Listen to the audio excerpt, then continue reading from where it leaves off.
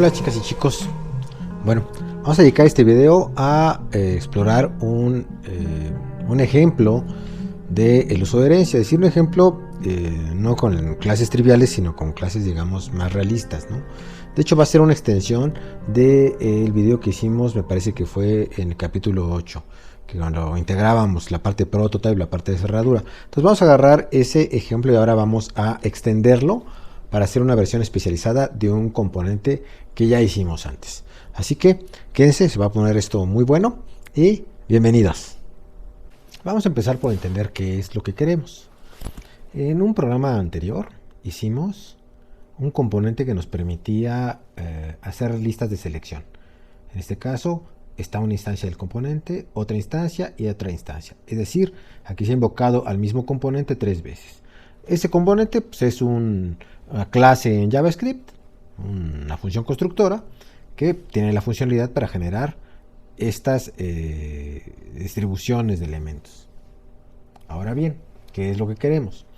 Lo que queremos ahora es pues que podamos tener otra forma de este seleccionador, que este seleccionador ahora pueda permitirme mostrar las opciones ya no como un grupo de radio button, sino como un select con un grupo de opciones, es decir, usando otra construcción HTML que va a afectar el modo en que el componente luce, el componente se ve y se utiliza. Es decir, queremos que dado mi función constructora seleccionador hecha en el ejemplo que vimos hace un par de videos, pueda yo partir de que ese seleccionador me permite hacer una cajita como la que se muestra aquí. Y ahora el reto es que pueda generar yo un nuevo componente, una nueva clase o función constructora que herede de esta función constructora y que permita ahora generar una lista de selección, pero en este formato. Ese es nuestro reto. ¿Qué estructura necesitamos en el programa principal? Pues vamos a utilizar en realidad una estructura gemela, es decir, vamos a hacer la misma estructura en la parte de arriba que invoca a nuestro componente, digamos, seleccionador, el que ya tenemos, y otra estructura HTML que va a ser la misma o equivalente a la de arriba para llamar a la versión heredada que hagamos, ¿no? Le llamamos llamar seleccionador lista. Es decir, la estructura será como esta. Observen que en A103 el HR es la línea que sale a la mitad de la pantalla. Es básicamente la misma estructura que de esa mitad de la pantalla hacia abajo. Tenemos un par de divs. En estos divs, en el div que he llamado sección demo 2, aquí es donde deberemos ir anidando las nuevas instancias de mi seleccionador lista, como antes lo hicimos con el seleccionador que estaba formado por radio buttons. Entonces la estructura es la misma. ¿Qué es lo que sí va a cambiar? Bueno, pues los IDs de los elementos, dado que los manipulamos por medio de JavaScript o bien los usamos para aplicar estilos. Ahora bien, ¿qué va a ser nuestro programa principal? El programa principal tendrá una rutina principal, o sea que le estamos ligando a la carga de la ventana cuando arranque el navegador. Lo que va a hacer es ejecutar dos rutinas, un test seleccionador y un test seleccionador lista. En el test seleccionador lo que hará será poner a prueba nuestra versión tradicional de componente que teníamos, y en el test seleccionador lista lo que hará es poner a prueba la versión heredada de ese componente. Por lo demás, las dos versiones son 90% iguales. Vamos a revisarlas. ¿Qué hace el primer seleccionador? Crea un seleccionador, lo inicializa con las opciones altas, bajas, cambios y con los valores A, B y C. Esto está explicado en un video anterior. Establece la clase CSS que requiere. Depura, es decir, llama al método que inspecciona su interior para ver que todos los datos internos estén correctos, y luego genera HTML, lo que tiene el efecto de que aparezca en la pantalla del navegador nuestro componente. Luego hace algo similar para el seleccionador o para la segunda instancia del seleccionador, el que trae comida, ¿no? Trae ensalada mixta, cebollitas de cambray, rajas con crema, igual sus valores. Le establece también su clase CSS y genera el HTML. Y luego para la tercera instancia exactamente lo mismo, nada más que con deportes. Y aquí lo que hace es armar la lógica para que cuando yo oprima el botón correspondiente de esta sección, lea cuál es el valor seleccionado en cada uno de mis seleccionadores y los despliegue en la pantalla. Es decir, la lógica que permite que yo pueda leer cuáles son los valores que están activos en cada uno de mis seleccionadores. El que llena esto. Entonces esa lógica justamente es la que estamos viendo de este lado. Que nuevamente comento, esto está explicado en detalle en 2 videos anteriores. El ejemplo dedicado a este tema, a 2 videos antes. Y bueno, pues ya está, ¿no? Ahora bien, ¿qué vamos a hacer en nuestra nueva versión? Bueno, básicamente lo mismo. Lo que queremos es llamar a nuestro primer seleccionador, invocarlo. Observen que aquí cambia nada más el new, es decir, no estoy invocando al seleccionador, sino ahora estoy invocando a la versión heredada, ¿no? A la especialización, pero básicamente con las mismas opciones. Aquí creo que le puse una más. Y claro, le estoy dando también un dato adicional que no utilizaba la versión original, que este dato se utiliza para que yo pueda en mi componentito ponerle un titulito, ¿no? Opción, alimento, deporte.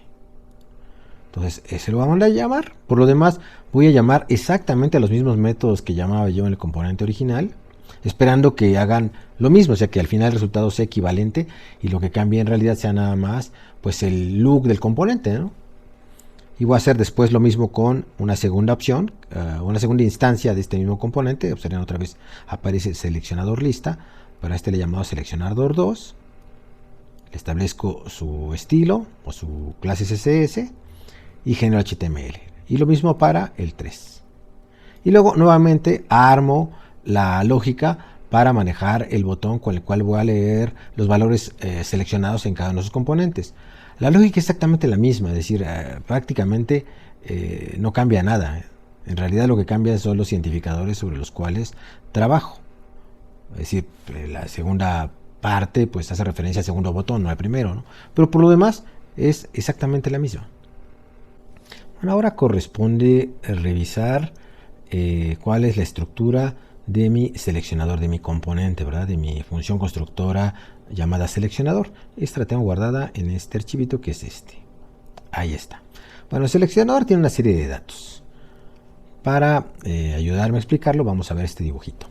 Aquí están los campos que tiene. ¿Qué campos necesita? Necesita un arreglo para guardar los textos que van a componer a la selección, es decir, ensalada mixta, cebollitas, etcétera, ¿no? Los valores que quiero que sean devueltos en caso de que alguna de esas opciones sea elegida. Por ejemplo, si elijo rajas con crema, a lo mejor no quiero que me devuelva rajas con crema, sino una clave como RC. Vamos a necesitar también su padre, es decir, el elemento HTML al cual le voy a anidar este componente. El valor seleccionado que debe guardar, bueno, en un inicio un valor undefined, pero una vez que seleccione yo cualquiera de las opciones, debería guardar cuál es la opción que acabo de elegir, su valor correspondiente. Y luego una serie de valores nombre, IDs, HTML, IDs, HTML, que son valores generados o que debe generar para poder armar el HTML y poder darle valor a atributos como IDs o como names. Necesitamos un lugar donde guardar la clase CSS con la cual se etiquete este seleccionador para que el usuario tenga oportunidad de utilizarlo. Finalmente los colores y la apariencia que tiene no dependen de este componente solamente le coloca un estilo CSS y ya el usuario es el encargado de hacer la hoja de estilo para que aparezca este componente como él quiera. Un número que en realidad es un número estático, es un contador para que cada vez que yo genere un seleccionador nuevo, los ID sean diferentes del seleccionador previo. Bueno, eso por un lado. Por otro lado necesitamos métodos. Un método, un setter para poder inicializar la clase CSS. Un método para poder inspeccionar, para poder revisar qué valores tiene internamente este seleccionador. Este se va a hacer útil en caso de que yo quiera depurar el componente. Un método que me devuelva la función que voy a asociar al evento que se debe disparar cada vez que yo haga clic en una opción. Es decir, cada vez que yo elija una opción voy a querer que este valor seleccionado cambie, y eso lo tiene que hacer una función. Esta función getCambiadorValor es la responsable de generar esa función para que sea pegada al elemento HTML correspondiente.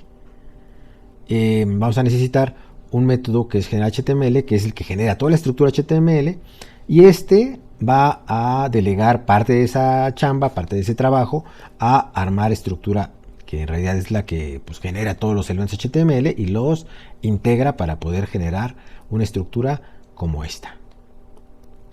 Si lo revisamos en el código, aquí lo tenemos. Los datos que antes hemos explicado, el setter del que hablamos para la clase CS, la función inspeccionar, que básicamente despliega en la consola los datos internos que tiene el componente para poder revisar que vaya bien, la función que me devuelve, la función que procesará los cambios no los cambios, sino la selección que haga el usuario, es decir, cuando elija una opción u otra, esta función es la encargada de generar la función que atiende ese cambio, ¿no? Es decir, esta función al final lo que hace es devolver una función, cambiador valor. Esta es una cerradura que está explicada en detalle en el video 8, me parece que es. Nuestra función generar HTML, que a diferencia de esa versión que explicamos en ese video, aquí factorizamos y dividimos este método en dos. Este que guarda lo que se hace en común sin importar qué tipo de construcción o de distribución o de estructura tiene el componente, es decir, aquí establece el estilo CSS necesario y al final van a llamar a la función que arma la estructura genera.html y luego a esa estructura la anida al padre que se haya indicado durante la creación.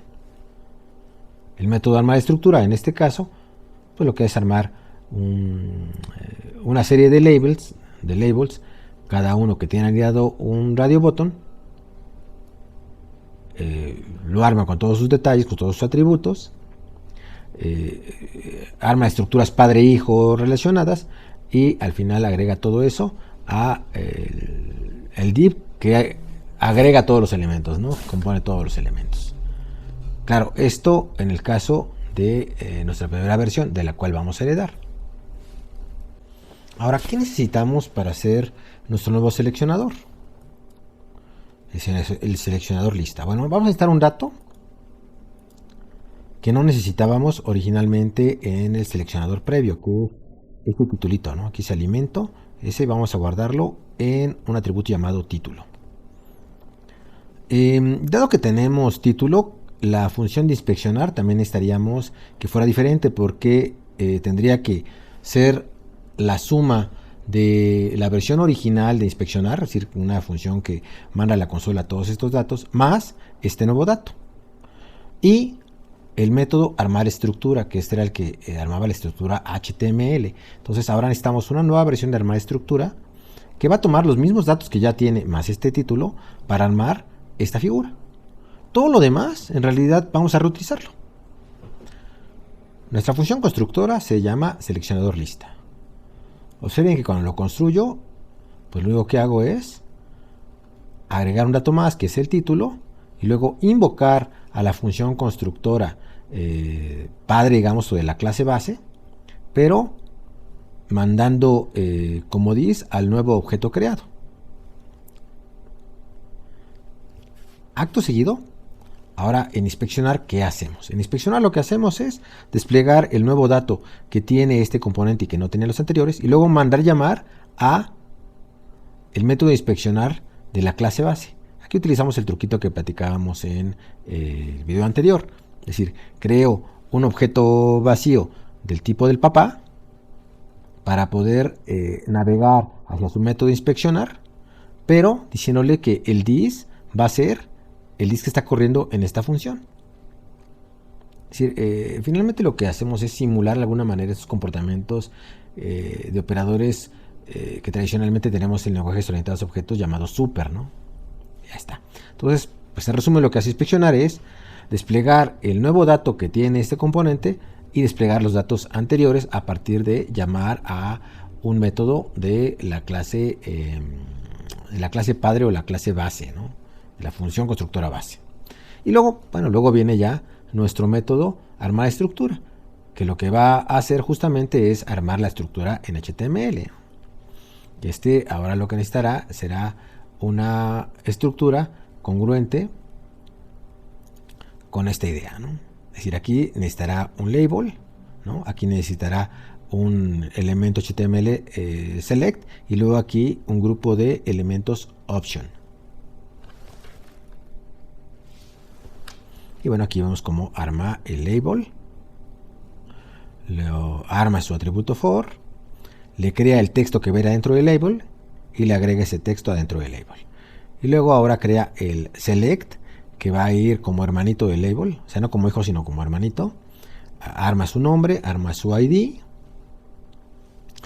coloca la función encargada de responder a los cambios de valor. Claro que en la versión original estábamos checando en un clic, aquí estamos revisando un evento onChange en el select. Cada vez que cambie se correrá una función que es la que devuelve este getCambiador valor. Y luego vamos a ir creando cada una de los elementos option que están anidados adentro del select. Aquí se crean, se inicializan con los datos necesarios y se agregan al select, y con eso se arma, ¿no? Y luego se agrega al div que los contiene tanto el label como el select. Y básicamente es lo que hace el método que arma la estructura HTML de esta versión. Y al final, claro, el aspecto relevante para armar la jerarquía de herencia, que es establecer que el prototipo del seleccionador lista va a ser el seleccionador, que es lo que permite armar esta estructura de búsqueda de métodos. Ahora, lo interesante es que al final, para hacer la nueva versión, hicimos bien poquitos cambios. Es decir, agregamos cosas y ahora tenemos dos componentes diferentes que hacen cosas parecidas, pero cada una a su manera. Es decir, no tuve que hacer un copy and paste de la versión anterior y entonces modificarlo y tener ahora dos códigos duplicados. No tengo el mismo código, nada más que me permite esta idea tener nuevas versiones reutilizando la estructura que ya pensé la primera vez. Entonces, al final se traduce en tener una herramienta que nos permite hacer una infraestructura que podamos usar una y otra vez en nuestras aplicaciones. Y ese es al final el gran beneficio de la herencia es justamente ese. Y bueno, pues hasta el momento, por aquí esto es todo. Y pues bueno, los invito a que continuemos con la serie. Vamos a ahora abordar las adiciones que hace ECMA 6 alrededor de los objetos. Y vamos a platicar un poquito del concepto de qué es la sintaxis azucarada o azúcar sintáctica. Y bueno, espero que lo hayamos comprendido, que nos haya gustado y pues bueno, de momento nos despedimos, pero nos vemos en nuestro siguiente video. Mucho éxito. Y a suscribirse si no lo han hecho, a apretar la campanita para que les avise cuando hay nuevos videos y bueno, pues ya está. Hasta luego.